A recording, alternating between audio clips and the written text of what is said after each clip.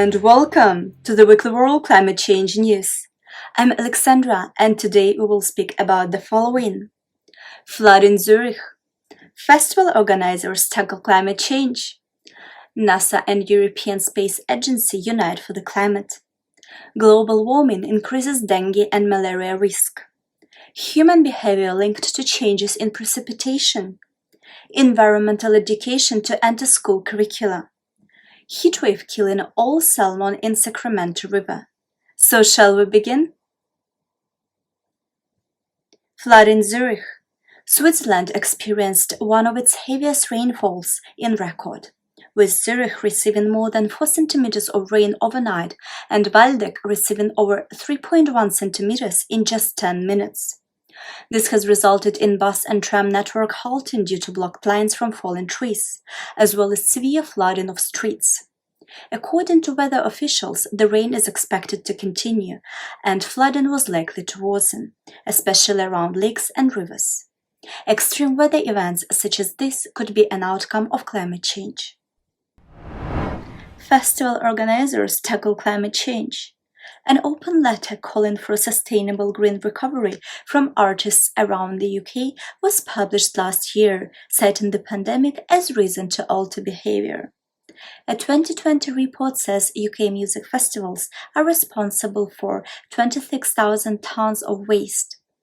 Mighty Hoopla, Cross the Tracks and Wide Awake are just some of the festivals that have pledged to reduce waste and emissions to tackle climate change.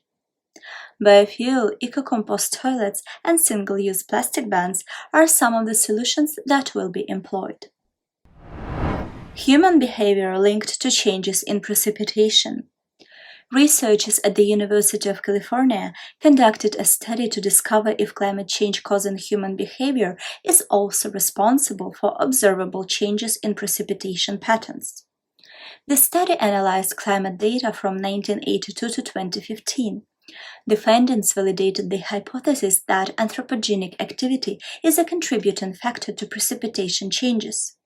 Scientists have long been warning that human behavior causes the climate to warm, but now the effects have become evident. NASA and the European Space Agency unite for the climate.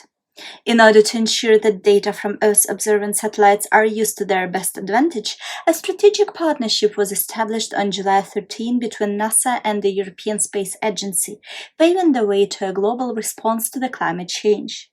It is not the first time such a collaboration takes place, since the two agencies have already cooperated on various environmental issues, notably on the Copernicus Sentinel-6 program, in which satellites measure sea level rise and track changes that threaten to disrupt tens of millions of lives globally.